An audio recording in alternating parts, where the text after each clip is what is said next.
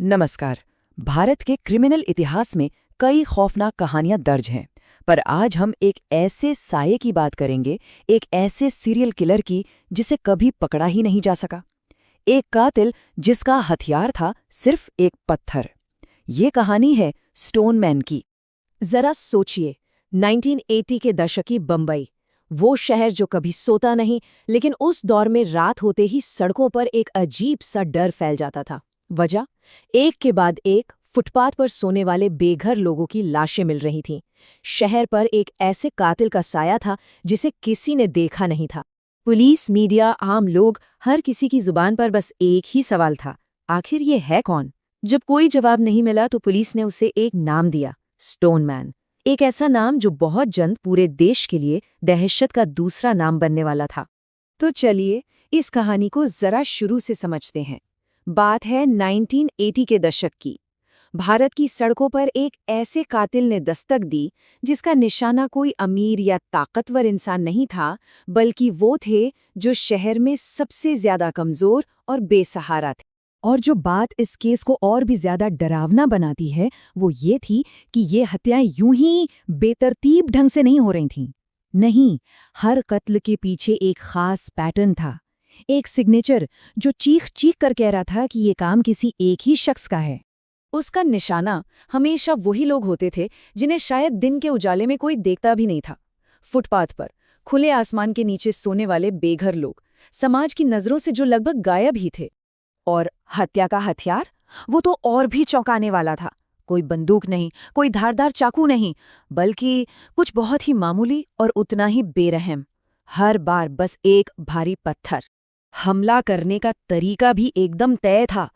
वो इंतजार करता था कि उसका शिकार गहरी नींद में सो जाए और फिर उसी भारी पत्थर से सिर पर सिर्फ एक एक जानलेवा वार। बचने का तो कोई सवाल ही नहीं उठता था। तो देखिए, शिकार वही, हथियार वही, हमला करने का तरीका भी वही। ये पैटर्न इतना साफ था कि इन्वेस्टिगेटर्स के दिमाग में अब कोई शक नहीं रह गया था। वो किसी आम कातिल का नहीं, बल्कि एक सीरियल किलर का पीछा कर रहे थे। लेकिन रुकिए, कहानी में एक और बहुत बड़ा मोड़ आने वाला था। ये दहशत, ये खौफ सिर्फ एक शहर की गलियों तक ही नहीं रुका। जैसे ही एक जगह ये सिलसिला थमा, ठीक वैसा ही कत्लेआम सैकड़ों किलोमीटर दूर एक दूसरे शहर में शुरू हो गया।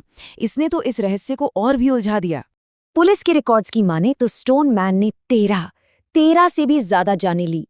सोची, 13 से ज्यादा जिंदगियां जो एक ही बेरहम तरीके से बुझा दी गईं। ये सब शुरू हुआ था 1985 में, बम्बई की सड़कों पर। 3 साल तक ये हत्याएं चलती रहीं। फिर 1988 में अचानक सब बंद हो गया। सबको लगा चलो शायद ये बुरा सपना खत्म हुआ, पर नहीं। अगले ही साल 1989 में वही सिग्नेचर, वही तरीका, और हत्याएं होने लगी कलकत्ता में। सवाल ये था, क्या कातिल एक ही था? अब जाहिर है पुलिस पर दबाव बढ़ता जा रहा था। उन्होंने एक बहुत बड़ी और सच कहें तो एक हताश कर देने वाली जांच शुरू की। ये एक ऐसे साये को पकड़ने जैसा था जिसका ना कोई चेहरा था, ना कोई नाम, ना कोई पहचान। पुलिस ने सच में अपनी एड़ी चोटी का जोर लगा दिया। हजारों, जी हाँ, हजारों लोगों से पूछताछ की गई। जो भी थोड़ी बहुत जानकारी मिली उसके आधार पर स्केच बनवाए गए, हर गली नुक्कड़ पर चिपकाए गए, बड़े बड़े इनामों का ऐलान हुआ। लेकिन नतीजा सिफर। इतनी मेहनत, इतने संसाधन, इतना वक्त, सब बेकार गया। स्टोनमैन कभी पकड़ा ही नहीं गया। ये केस आज तक भारत की सबसे बड़ी अनसुलझी पहेलियों में से एक बनकर रह गया है। और यहीं पर ये सिर्फ एक क्राइम फाइल नहीं रहती, ये एक गहरा रहस्य बन जाती है।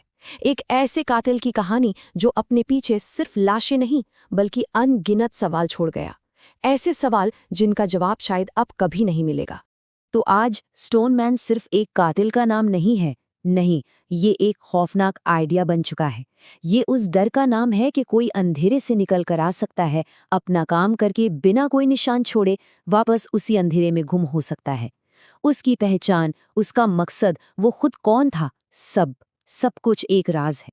तो आखिर में बस वही परेशान करने वाले सवाल हमारे जहन में घूमते रहते हैं। कौन था वो? क्या हुआ उसका? क्या वो बस हवा में गायब हो गया, या शायद वो आज भी हमारे ही बीच एक गुमनाम चेहरा बनकर जी रहा है? इसका जवाब किसी के पास नहीं है।